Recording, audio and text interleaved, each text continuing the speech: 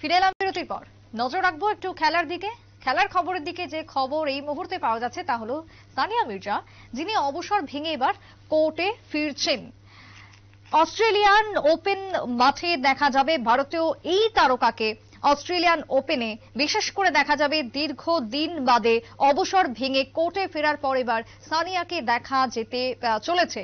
তবে নতুন বছরে নতুন রূপেই এক প্রকার বলা যায় সানিয়া মির্জার এই আগমন। কোর্টে নামবেন সানিয়া মির্জা। কথা বলে নেব ক্রীড়া সাংবাদিক বিপ্লব চন্দ্র জুড়ে গেছে টেলিফোন লাইনে। বিপ্লব দা, সানিয়া মির্জা বহুদিন বাদে এবার ফিরতে চলেছে, কি মনে হয় তার যে আগের ফিটনেস ছিল সেই ফিটনেস কি এখনো রয়েছে? অর্থাৎ নতুন যে তিনি নামতে চলেছেন কোর্টে, সেই ফিটনেস কি তার রয়েছে এখন, কি বলবে? দেখো, ভারতীয় টেনিস সুন্দরী সানিয়া মির্জা, আমরা জানি যে বিগত কয়েক বছরে ভারতীয় ক্রিকেটে টেনিসের আসরে কিন্তু নজর কেড়েছে জাতীয় এবং আন্তর্জাতিক আসরে, বিশেষ করে উইম্বলডন মহিলাদের, ফ্রেঞ্চ ওপেন, বিভিন্ন আসরে, ডেভিস কাপ, প্রত্যেকটি আসরে কিন্তু আমরা সানিয়া মির্জাকে দেখেছি।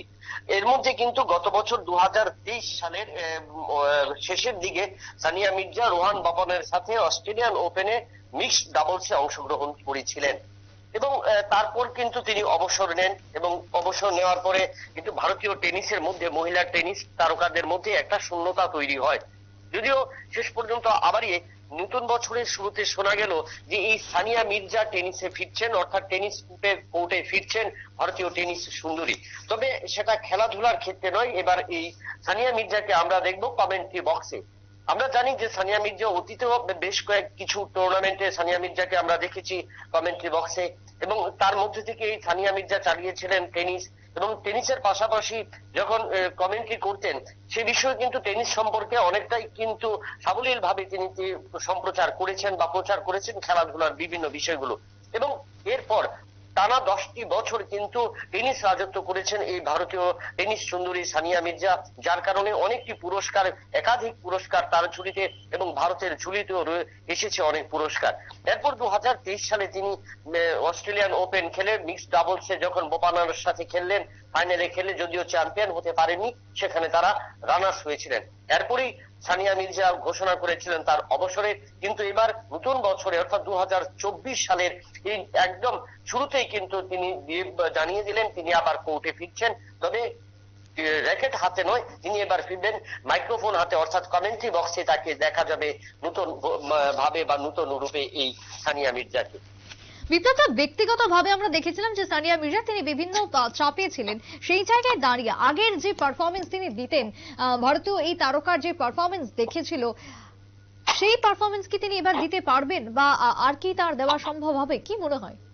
দেখো, একটা হলো টেনিস খেলা এবং কোর্টে এসে কমেন্ট্রি করা, দুটোর মধ্যে অনেকটা পার্থক্য। একটা হলো মানসিক ভাবে এবং শারীরিক ভাবে যে চাপটা থাকে, মেন্টালি রিফ্রেশমেন্ট যেটা খেলার ক্ষেত্রে প্রয়োজন হয়, তার থেকে কিন্তু অনেকটাই বাইরে দিতে হবে তাকে কমেন্ট্রি বক্সে।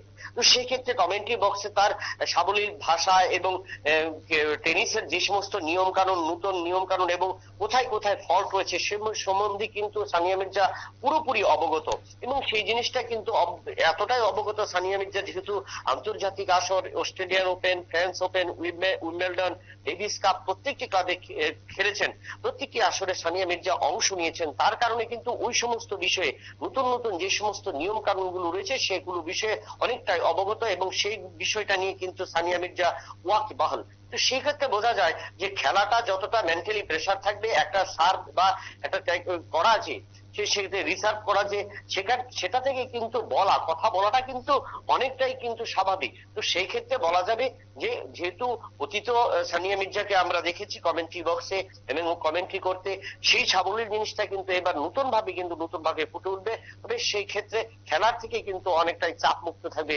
সেই জায়গায় দাঁড়িয়ে বিপ্লব দা, এই যে টেনিস মহল কতটা উদ্গ্রীব রয়েছে সানিয়া মির্জাকে আবারও তার আগের জায়গায়, আগের মহিমায় দেখার জন্য?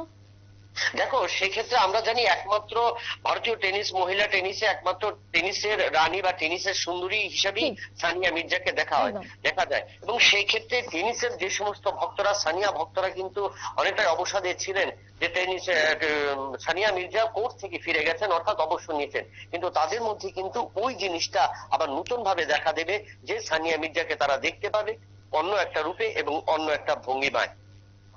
একদমই। অনেক ধন্যবাদ বিপ্লব দা। কথা বলছিলাম আমাদের ক্রীড়া সাংবাদিক বিপ্লব চন্দ্রের সঙ্গে। তবে সানিয়া মির্জা ফিরতে চলেছেন পুনরায় কোর্টে।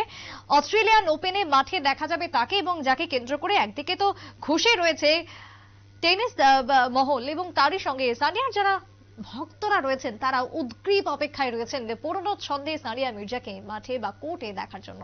একটা ছোট্ট বিরতির পর ফিরছি, সঙ্গে থাকুন।